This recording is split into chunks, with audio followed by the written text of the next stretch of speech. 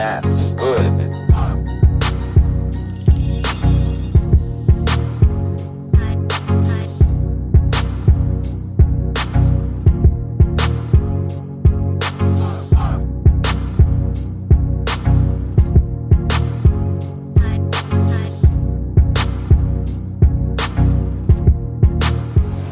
Well, there's the customer Tahoe job we did, so I'm about to get back on our Tahoe, but I figured I'd show you all this real fast.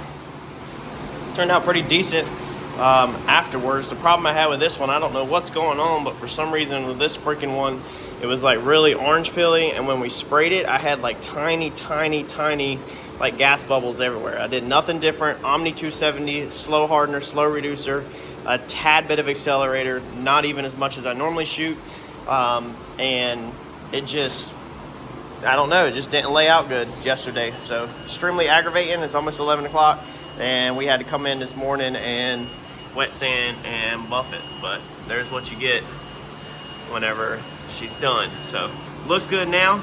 It's just a customer job, 02 Tahoe. It's not like it's some big expensive job, but I still want to put out the job decent. You know, I don't want to just turn out complete crap work. So let's Ed's prepping another one for paint, and I'm going to go over here and get started on our Tahoe. So we're about to use the porta power again in a different way. I'm gonna show you all that, and I'm gonna show you what we're using it for and what our issue is. So our issue is right here where the vehicle rolled over. It actually has squished this white door in.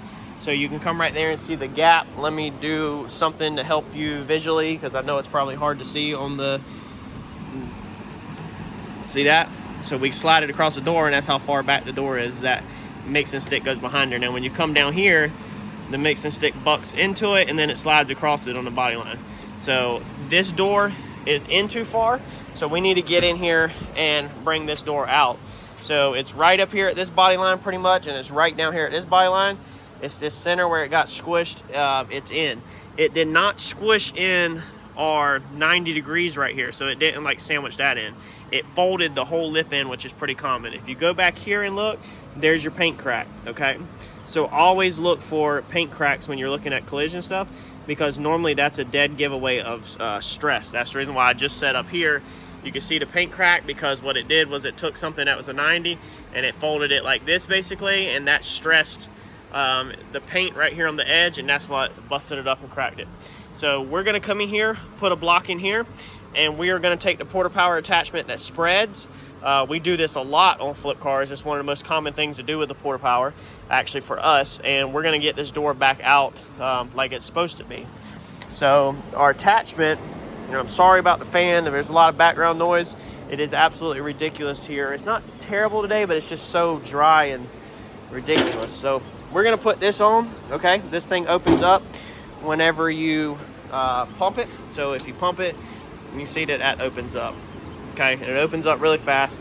So what we're gonna do is put a block in there, put this in there. We're gonna open it, close the door, check it, reset if we need to, blah, blah, blah. Do that, and then we're gonna move on to studding out this body line of this wheel arch, getting this out, trying to get some of these lows out, you know, and start body working all this mess and getting this back straight.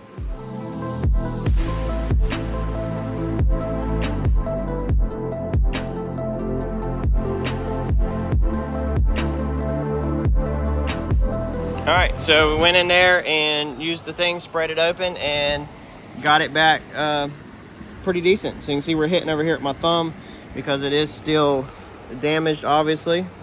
But you can see the inside right there is in a little, but that's gonna give me a little bit of room to skim my filler out. So basically I can bring my filler out the same height as the door, because that's just what I'd rather do.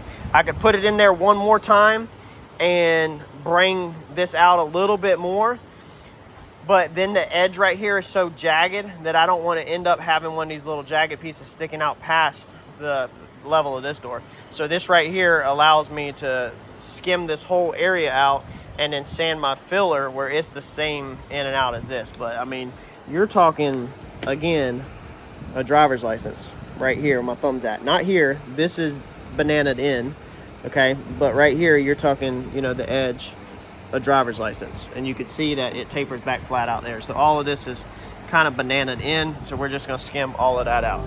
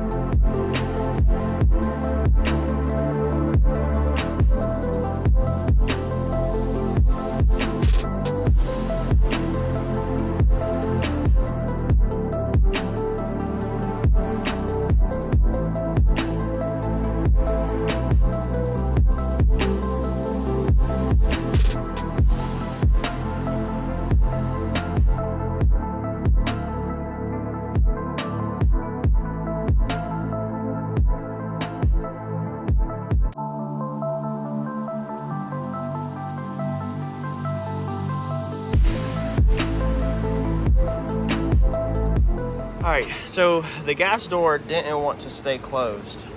Basically, it didn't want to spring shut. So it's supposed to, when you release that, it springs open, okay? And then when you push that, you have to put some pressure on it to open it up, okay? So that opens it up, and then you can open your gas door, but it springs back shut.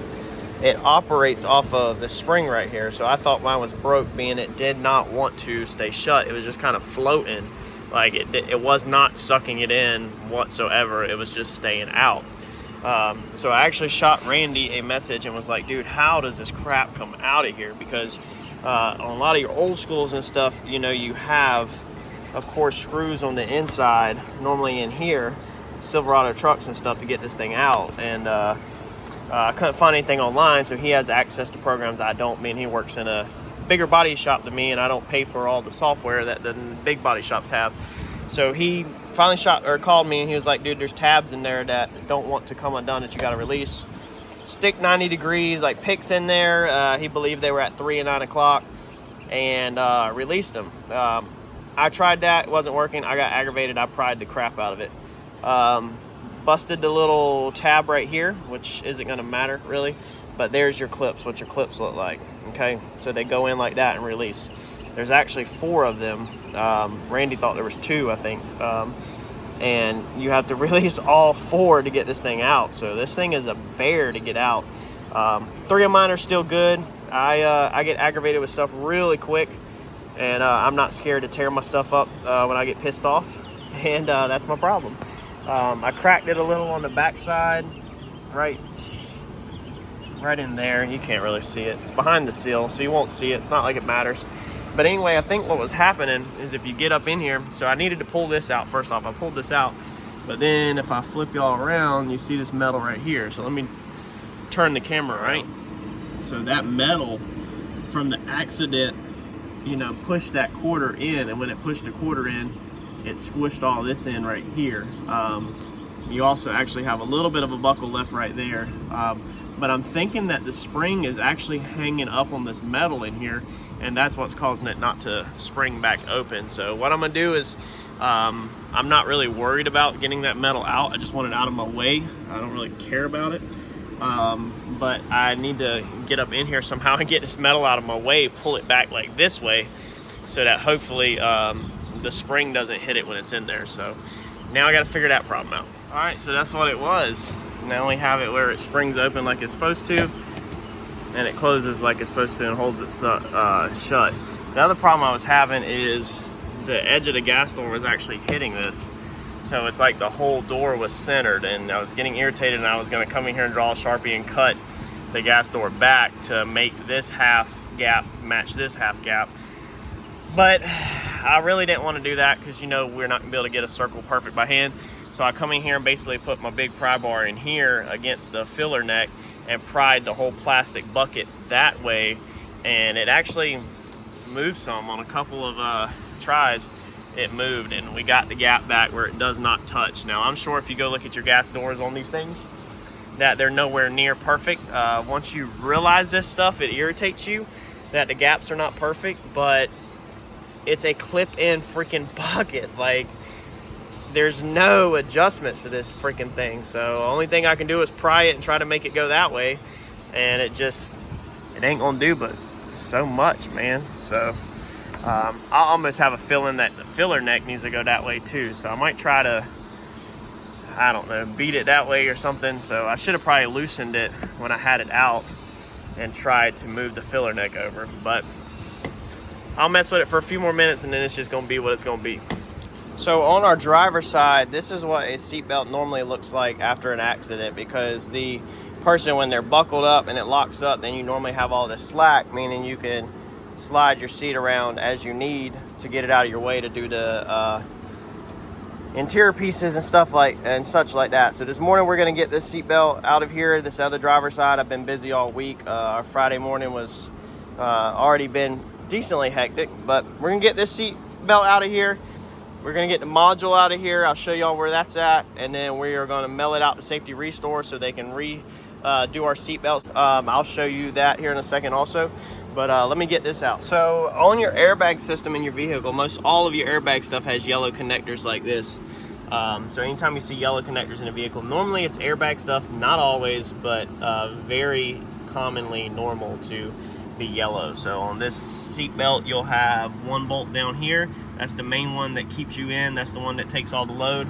And then you'll have a hanger bolt right here that just screws it in so that it can hang while you're putting everything together. And then if you come up here, you'll take this top piece off. You'll have two screws inside here that will take this whole top piece off. And then you'll have another Torx bit right there that will take the top hanger off so that it hangs. And then you come over here to the side of the seat and you separate this piece right here, and you'll have a bolt right there. You'll have a bolt that literally just takes this piece off of the seat. Box that up with your module, ship it out. All right, well, here is your airbag module. You gotta take more of the interior part. I had to take this panel off too. I just hung it back up there so it don't get messed up, but you need to pull both front seats out so you can get to these bolts that are going to be in the side of your center console right there. There's one in there and there's one behind that flat door on both sides, and then there's also a 10mm in the top of the console that goes up into here, right here, into the dash. So you got to take all of the top out, you got to take it all out. This is the reason why we started boxing everything up the other day, because I knew that a lot of these vehicles can get taken apart when you are messing with a wreck of this caliber. So we are now going to take our 10mm, and all we simply do is just unbolt the module, and it should have some safety clips on them. Normally these little red things right here are your safety pins. Let's see here if I can do this one-handed. They slide like that, and then that will flip, slides like that. That will flip. There's your module. Unplug it, unbolt it, take it out, ship it. All right, so there's what your module looks like whenever it is out of the vehicle. It'll have a series of numbers and letters on it, and we are going to go online and we're going to purchase our services and get this thing shipped out. So let me show you all that. So see, that's what a lot of people don't understand with wrecks of this caliber, is not only are we fixing everything on the outside, as you can now see, we've had to take literally over half of the interior part. The only thing that we're going to end up not taking apart is the dash and the back seats. You know, all the door panels have to pretty much come out. One door panel, driver rear door, does not have to come off. Both of the front doors have to, everything in them has to be swapped over, all the guts. You know, we already took the passenger back door panel apart. You don't got to take much apart in the back of the vehicle, but the whole headliner's out. The whole front interior is out. Center console's out. Front seats are out. That was a chair. I mean, just the labor alone on the interior is time consuming. So let me pull this up and I'll show y'all where and what to purchase for your airbag resets. So we are gonna come on eBay and type in SRS right there, module reset. That's gonna pull up this. I prefer to use Safety Restore. We used them a lot. I've only had problems with them one time. We're gonna add that to the cart.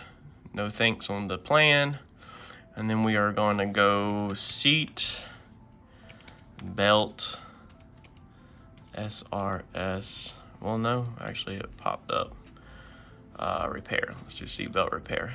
That should get us a Safety Restore listing. Also, I want to make sure it's Safety Restore. Right here, you're looking for the SR logo, Safety Restore. Let's see here, $74. Let's check this price. Y'all know I'm a big price checker, so let's see who's the lowest. All right, so looks like we can get something cheaper than Safety Restore today. All right, let's type in here 16 Tahoe seat belt repair.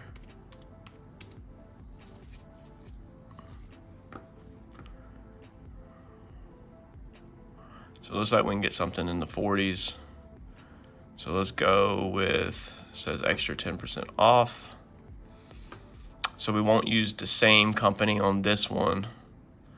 Let's double check the module. Let's do 16 Tahoe SRS module reset. Okay, so yeah, let's get it from the same company, which is cheaper than SRS. Let's change this time because, nope, Safety Restore is the cheapest. Okay, so let's add this one to the cart because I think the other one, y'all, wasn't that one more expensive? No, they're both $38.99. Okay. So for the seatbelt repairs, extra 10% off code with seatbelts masters. We'll have to see if that applies to us.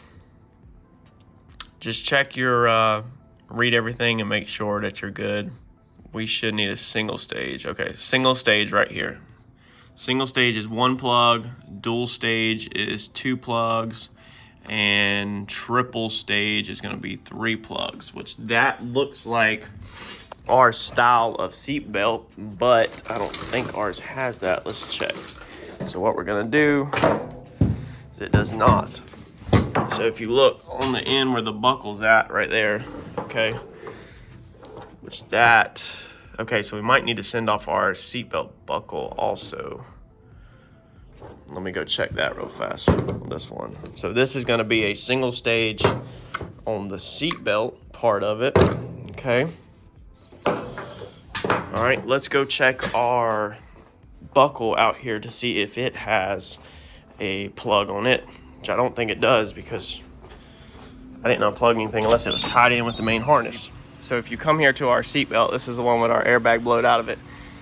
There is no canister on this. All there is one wire that comes off of it, which is just going to tell the computer if the seatbelt is buckled up or not. So you'd have to actually have a canister in order for that to pop. We still have to handle the seatbelt. I've got an upholstery guy, seatbelt, the airbag. I've got an upholstery guy that is going to take care of that. But if you look, the way these seatbelts pop, okay, or explode, the way the little airbags go off inside of them is they have these charge canisters right here. And that's what, like, where it plugs into. So you can see right here with this plug, there's gonna be a charge canister in there. So ours don't have that. Ours only has one of these plugs, not 3. So ours is going to be a single stage seatbelt repair. I don't know how I got that lucky because normally I get stuck with the most expensive stuff on my personal vehicle. it says right there, notice this listing is for one single stage seatbelt repair. So we don't need to change nothing. You just need to make sure that you're purchasing a single stage, not a dual or triple stage. And if you mess this up, the seller will message you whenever they receive your order, and they will tell you that you need to purchase a little extra because you have a different item than what you thought. So we're gonna change our quantity to 2. We're gonna add that to the cart because we do have 2 seat belts they are redoing, and that is gonna bring our total to $125.37. Now our seat belts are actually gonna go to a different place in our module just because of prices. I'm not gonna pay extra for them to go to the same place. So